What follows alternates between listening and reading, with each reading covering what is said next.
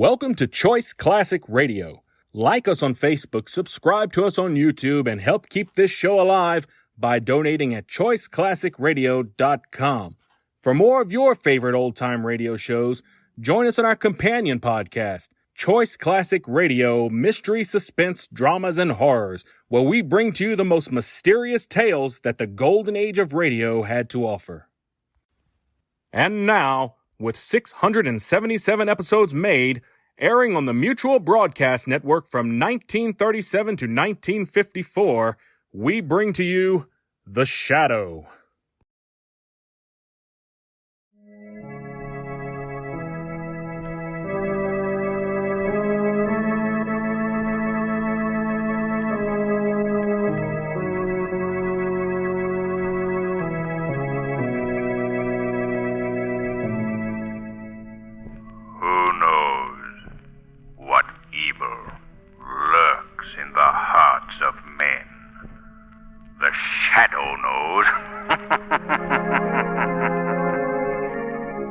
The Shadow is on the air in a new series of thrilling dramatizations brought to you each week by the Blue Coal Dealers of America.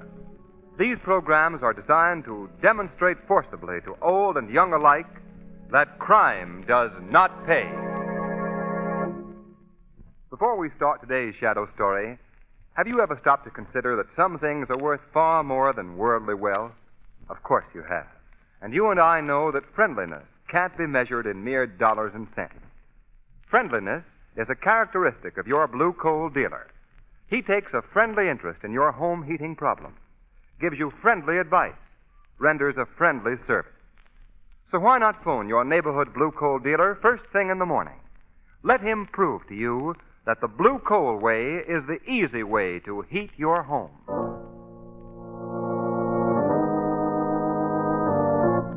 The Shadow, mysterious character who aids the forces of law and order, is in reality Lamont Cranston, wealthy young man about town. As the Shadow, Cranston is gifted with hypnotic power to cloud men's minds so that they cannot see him. Cranston's friend and companion, the lovely Margot Lane, is the only person who knows to whom the voice of the invisible Shadow belongs. Today's story, The Isle of the Living Dead.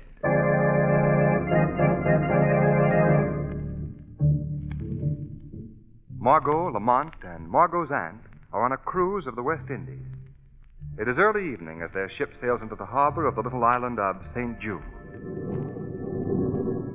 In spite of the thunderstorm that is in progress, Margot insists that they go ashore. Her aunt refuses.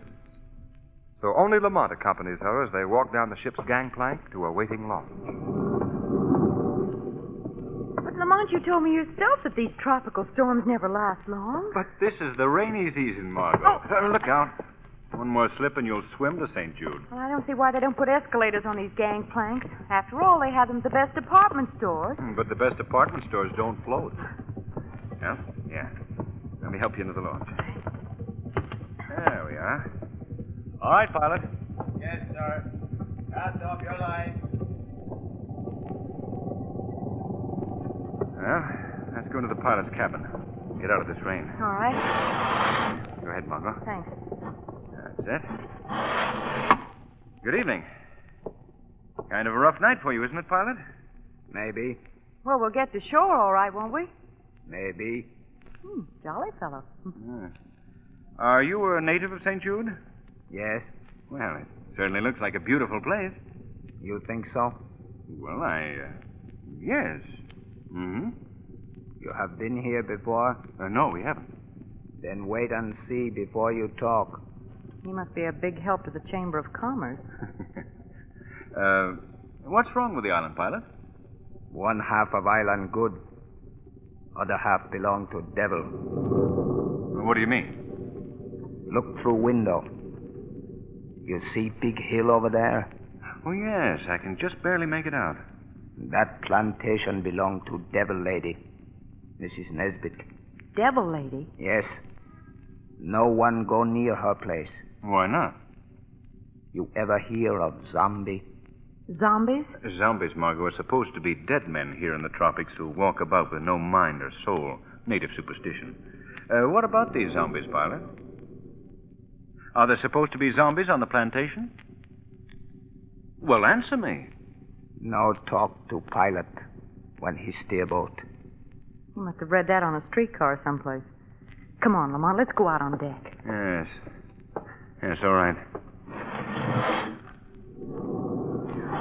What do you suppose he meant, Lamont? About the island? I don't know. Say, isn't that the young girl that played bridge with us on the boat? Where? Sitting back there in the stern. Yes, of course. Betty Fulton. Lamont, she's crying. I wonder what the trouble is. Well, let's find out. Hello there.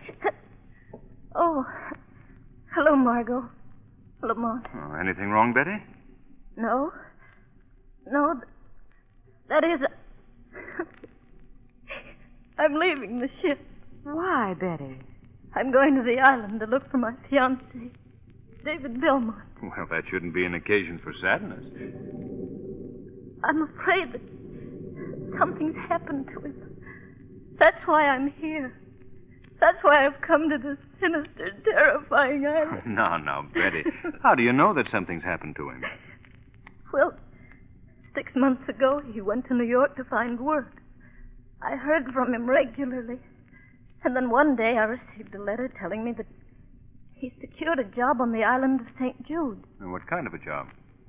Something to do with a sugar plantation. Sugar plantation.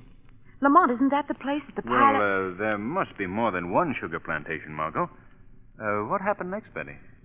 I never heard from him again.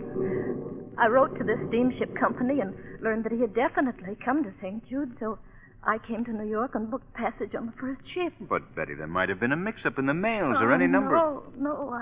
I've heard too many strange things about the island of St. Jude. Now that I'm here and I feel the mystery of this tropical night, I'm sure something has happened to David. Lamont, listen. What is it?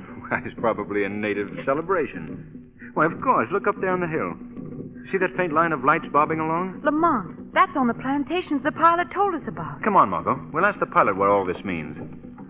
Oh, Lamont, do you suppose it can be zombies? I don't suppose anything, yes. Pilot. Pilot, those lights moving along that hillside, what are they? Lights? Yes, and what are those drums we're hearing? I hear no drum. No drums, but... I see no light. Now, wait a minute. Are those zombies? Are they? Ask John D. He know. John D. know everything. He say drum mean death. John D. Well, who is John D? Well, we'll never learn from this fellow. Lamont, Margot, did you find out what those lights are? No, Betty. Oh. Now you know what I mean about the island. It's taken David from me. Betty, Margot and I have a day and a half to spend on this island. If it leaves your mind, we'll help you look for David. And believe me, we won't give up until he's found.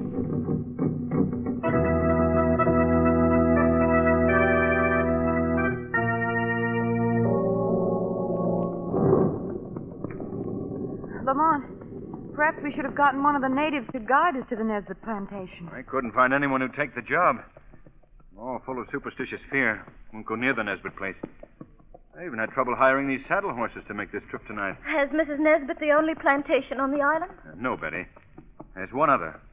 If we don't find David tonight, we'll visit there in the morning. Oh, look. Look ahead there. Isn't that someone standing in the road? Yes. Perhaps he can tell us the way. Get up. Get up there. Come on, we'll talk to him. This little feed job I'm riding certainly must miss the old milk wagon. I say there. I wonder if you can help us. We're looking for the Nesbitt plantation. Nesbitt. Yes. Nesbitt plantation. Yes. Keep away! Keep away! Hey, come back here. Come back. He ran into the underbrush. Did you see his face, Lamont? That weird, half-starved face. Yes. Do you suppose he was a zombie? No, please, both of you. Let's not have any more talk about zombies. The drums. Those same drums. Oh, David. Look, over there through the trees. There's a light. The Nesbitt plantation. I hope so. Come on. Get up, boy. Come on. Lamont, Yes, Margot. while you were hiring the horses, I asked one of the natives about the zombies and the drums. Yes? He told me that when the tom-toms played, that meant that another body has risen from its grave to wander about the Nesbit plantation. Of course, that's a native superstition. Yeah, I wonder. Look, there's a house right there. Oh, boy. Oh, yes. Well, we better leave the horses here. Will we find David? Will he be here? Now, Betty, David's all right, and we'll find him. A grim-looking place, isn't it? Here, we'll tie the horses to this tree. There we are. It looks like the front door right over there, Lamont. Good. Well, let's see what happens. Lamont, I don't like any part of this business. Quiet here. It's almost like a... Like a graveyard. Isn't that what you meant to say? Well, no. Well, it is. It is like a graveyard. Maybe David's graveyard. I better knock again. Maybe they just don't Quiet, want... Martha. Oh, good evening. We'd like to see Mrs. Nesbit, please. Yes? Are you Mrs. Nesbit? Yes, I am. Won't you come in? Well, thank you. This is Miss Lane, Miss Fulton, and I'm Lamont Cranston. How do you do? Well, I'm happy to meet all of you. Won't you come in the study? Well, thank you very much. Lamont, she isn't at all like Margot. that. I'm not at all as the natives told you I'd be. Wasn't that what you were going to say, Miss Lane? Well, yes. Well, the islanders love to talk about anything or anyone, and as I'm a white woman living alone, well, I suppose I'm a good target, that's all. Mistress, ma'am, Well, you need me more? no, Mondo, you may go. It's bad night tonight. I keep watch. Go, Mondo. I go. The natives are always uneasy in this rainy season. Yes. Mrs. Nesbit, I'd like to explain the reason for our late visit tonight. Yes? We called on you to learn if you had ever heard of a young man here on the island named David Belmont.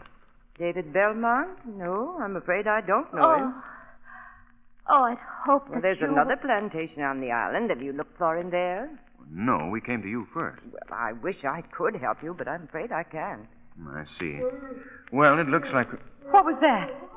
It sounds as if it were in this house. No, couldn't be. Hey, listen. That seems to come from under this room. Now, don't be alarmed. I'll find out what the disturbance is. Mondo? Mondo! Look! Over there at the window. Someone's looking in. That face, it isn't human. Quiet, you little fool. There's no one at the window. I beg your pardon. But look, all of you. Do you see anyone there? No, I don't. I know. I saw someone. I know I did. Now, Betty, don't, please. You call mistress, ma'am? What was that noise, Mondo? I find John D. outside. I chase him away. But what was the noise beneath the house? Noise beneath house? Yes, those moans. That was horses. Rain make them restless tonight. Oh, of course. I'd forgotten. In the rainy season, we put the horses in the cellar under this room. Mistress, ma'am, better tend to horses. Yes. I'm afraid you must excuse me. Well, of course. We were leaving anyway. Sorry to have disturbed you, Mrs. Nesbit. Quite all right. Mistress, ma'am, better tend to horses quick. Yes, Mondo. Good night, Miss Lane, Miss Fulton, Mr. Cranston. Good night, and thank you anyway for... Well, back where I come from, that's known as a bum's rush. You almost pushed us out that door. Lamont, did you hear that servant speak of John D? Yes? And the pilot on the boat spoke of John D, too. Yes, that's right. He said, ask John D. John D knows everything. Why do you think Mrs. Nesbit was so upset about the horses? Because they're most unusual animals, Betty. What do you mean, Lamont? Well, do you remember those moans we heard in the house? I don't see how I could forget them. Why do you ask? That was the first time, Margot, I'd ever heard a horse moan with the vocal cords of a human being.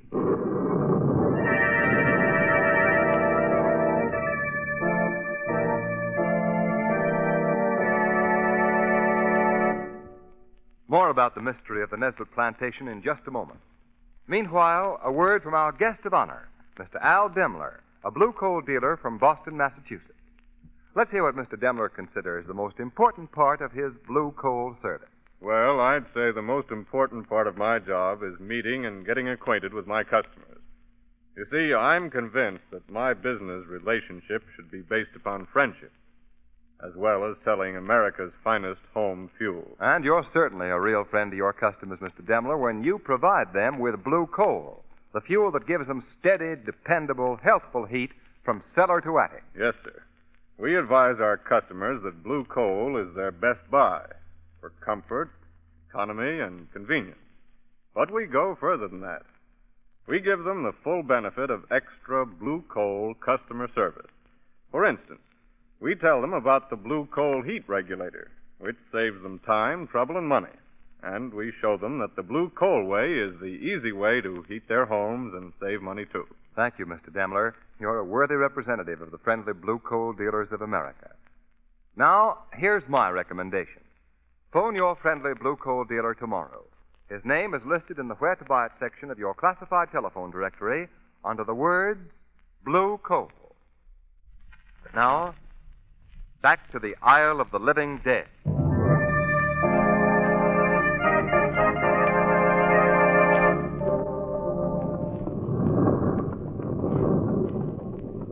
I believe there's an inn just down the street.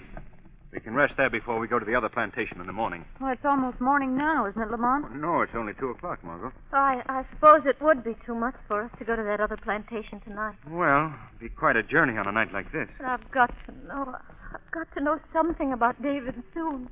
If David isn't at the other plantation, I'd like to pay another visit to our friend Mrs. Nesbitt. Why, Lamont? Oh, boy. Oh. And we'll leave the horses here. Well, someone's awake at the local inn. Lamont, why do you want to go back to the Nesbitt place? Well, for one thing, I'd like to learn more about those moans that came from her cellar. They did sound human. They were human, Margot. What about this man, John D? The one who knows everything. I'd very much enjoy meeting him, Margot. Well, shall we go in? Coming, Betty? Yes. Well, nightlife on St. Jude. Which seems to consist of one large bar and piano, 2 small tables, and some local barflies. At least we're out of the rain. Whew, I don't know whether I want coffee or a clothes wringer. Margot, I don't know how to thank you both for practically risking pneumonia just for my sake. Oh, that's all right, Betty. But here, let's not stand here and drip all over the floor. If we must make puddles, let's do it at the table. What's going on over there? I don't know. There seems to be a crowd gathered around someone at the end of the bar. Watch him do this one. Well, what are we waiting for? Come on, Betty. Look, Lamont. Center of attraction seems to be one of the natives. Yes. Now, what's he up to? His eyes closed, swaying back and forth in rhythm. And that stupid grin on his face. He's saying something. Listen. Well, I can't, old boy. I really can't. Don't you know? I mean, Why, he talks like a cultured Englishman. So sorry and all that. Go on, give us some more. That's not enough. Look, he's holding out his hat and they're putting money in. More money? Write the man, please. That's odd. Now he's talking in a native voice. And just a moment ago, he spoke like an Englishman. Let's find out about this. I beg your pardon, sir. Yes? Who is this man? Oh, just one of the natives. Yes, but his speech. First he spoke perfect English, and then he reverted to a guttural native voice. That's why we're throwing money in his hat. This man is sort of half-witted drunkard. He's a character around these parts because he's been gifted with a remarkable talent for imitating any sound he hears. No, I see. I've been told of such cases. It's rather uncanny when you first hear it. Yes, I should say it is. Look, he's working up in another imitation. You see, he sings... Hey, I just stuck in here for a quick pick-me-up. Now, don't, for heaven's sakes, tell my wife. He just impersonated Clancy, the storekeeper. It was perfect, too. Isn't he amazing, Lamont? Yes. Most folks feed him liquor and money to keep up on the local gossip. You see, he repeats anything he's heard in the voice of the person who said it. Well, More money? More money for Yandy? Jandy? Did he say Jandy? Yes, that's his name. More money for Jandy? Lamont, he must be the one that was around the Nesbitt place tonight. The one the pilot spoke to us about. Yes, Jandy. Money for Jandy? Give him some money, Lamont. Let's see what happens. All right. Jandy, here's some money for you. Yeah. Jandy, listen to me. Can you talk like Mrs. Nesbitt, the plantation owner? Mrs. Nesbitt? Mrs. Nesbitt? Come on, Jandy. Lamont, he's closing his eyes. Swaying back and forth. Yes. I think he's going to talk. Listen. listen closely to me, do you hear? It's Mrs. Nesbitt's voice. Exactly. From this night on, you're my slave. You must obey me. You have your orders, now do as I command. Lamont, who do you suppose she was talking to? Quiet, Margot. He hasn't finished.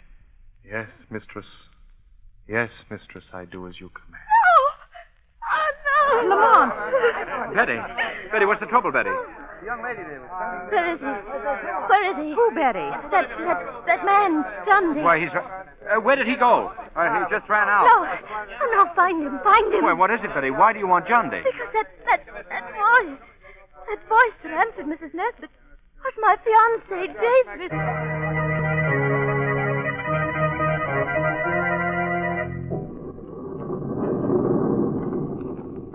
Mondo, Yes, mistress, ma'am. what's that lantern you're carrying? Keep it dry. Yes, mistress, ma'am. Rain or no rain, they're going out into the fields and work. Crop will be ruined if they don't. Those swine eating my food, carrying for them. Mondo, what's that lantern? Yes, mistress, ma'am. All their fault the rains have come, and they'll suffer for it. They'll be punished. We must hurry, Mondo. Drug will wear off. I don't give each another injection. No. Mando, no like to be around when you stick needles in men's arms. Mondo, open that cellar door. Oh, no, make me go in with them. I said open that cellar door. No, mistress, ma'am. No, not the whip, ma'am. Take that. I open. Close it quickly. Quiet, you fools. Now listen to me, all of you. I don't expect you to know what I'm saying, but listen anyway. You understand that you're no longer men, you're swine in chains, bound together. Filthy cattle who labor in the cane fields under my command. For 2 days now it's rained.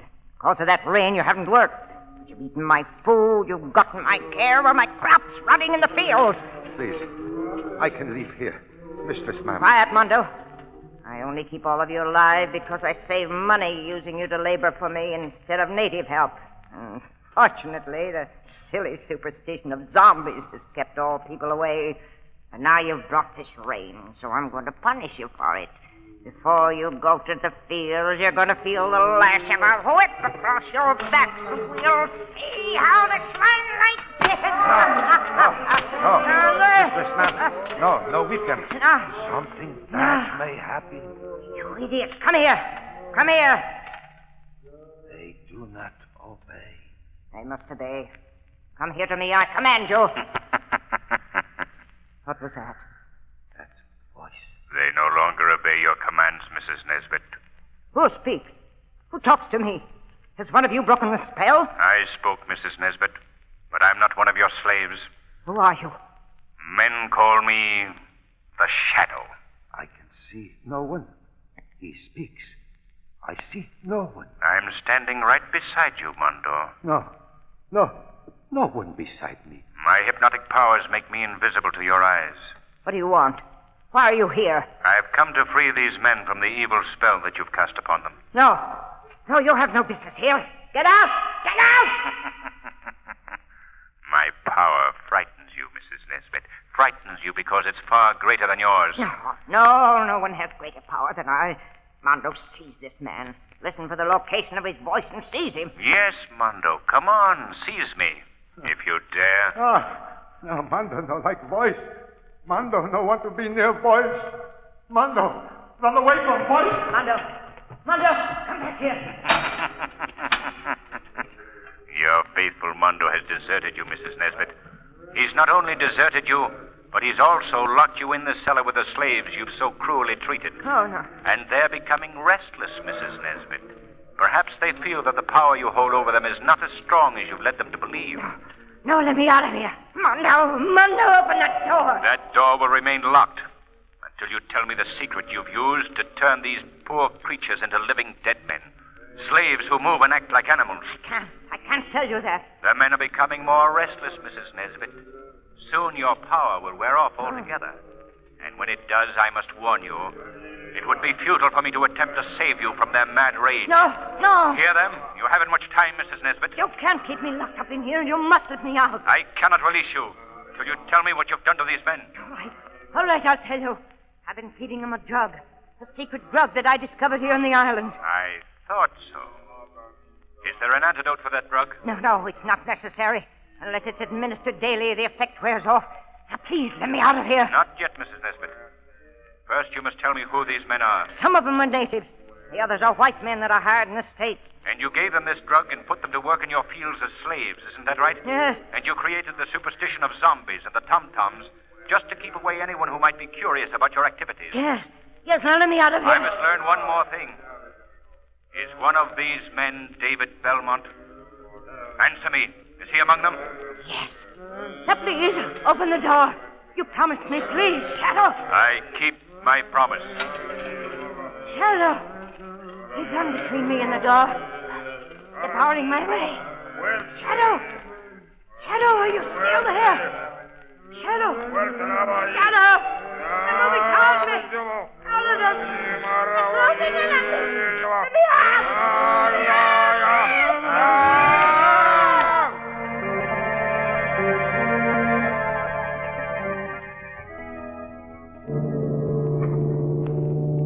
We better be getting to the boat, Lamont. Yes.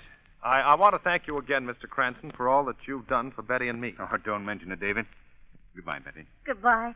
And remember, we'll see you soon in the States. All All right, right. Betty. Bye-bye. Watch your step, Margot. right, Getting into the launch. That's it. All aboard, sir. We'll go out to the ship now. Well, Lamont, I can't say that I'm sorry to be bidding farewell to the dreamy little isle of St. Jude. It wasn't dull, Margot. Oh, I'm glad that the authorities cleared the men of any responsibility for Mrs. Nesbit's death. Well, it was easy to prove that she died of shock. A shock induced by fear of the living dead men that she herself had created. Yes. Well, I've settled one point in my mind anyway. Oh? What's that? The only zombies that I ever want to see again are the kind they serve in a nightclub in a long, cool glass.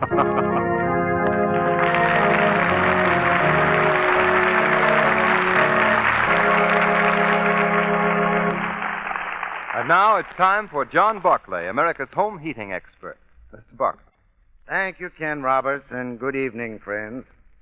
I'm not much on writing letters, but I certainly like to get letters from you folks.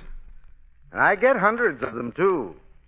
Yesterday, I received a letter from a lady up in Connecticut who has trouble heating a second-story room on the north side of her house.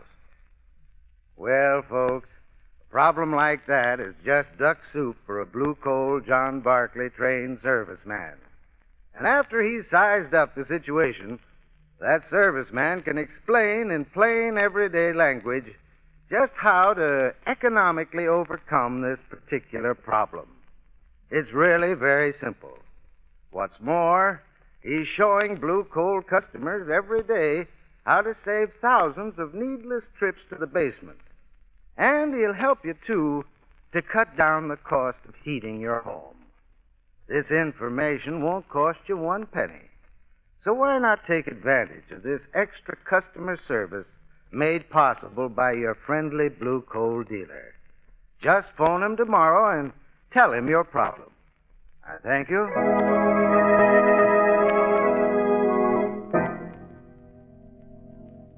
Don't fail to listen to next week's program, The Oracle of Death. Lamont Cranston encounters one of the strangest adventures of his career. After having received a death threat, Cranston is quietly waiting in his study for the killer to make his appearance. 8 o'clock. Well, we'll soon know. 4, 5, 6, 7, 8. Well, this appears to be one time that our young man's prophecy didn't work as he thought. Well, I could use a good night's... Yes? Well, what do you think you're... That's for luck, Cranston.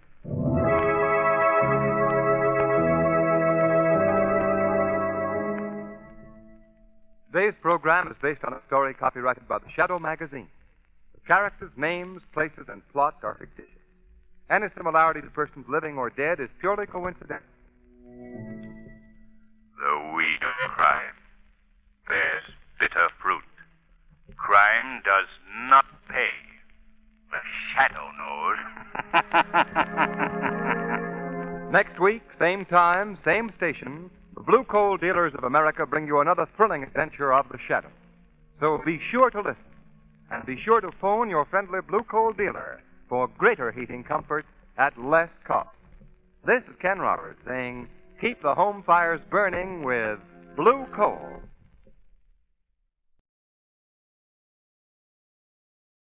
That concludes today's episode. We'd like to thank you and remind you to donate at choiceclassicradio.com. Remember, your donations make episodes like this possible.